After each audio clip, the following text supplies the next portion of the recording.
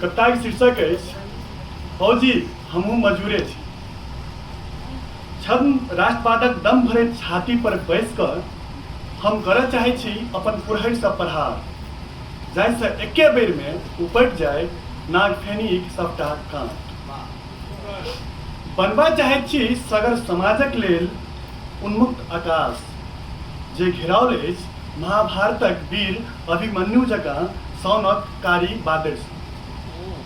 बाहर निकलबाक अछि हमरा कलेशक रेहसँ मुँह नमरौने, असोथकित भेल ओहि संविधानके जे जालमे फँसि कऽ सुटकुनिया मारि देने अछि कोनो बामी माँ जकाँ। नहु नहु हम बना लेब, नहु नहु हम बना लेब अपन बारीक पटुआसँ हिस्ट्रियाक दबाइ, जे मदद करतै देशक हितके कोठीके कान पर राखि नाचते नाच करैत बीमार लोकक इलाजमे। वाह वाह।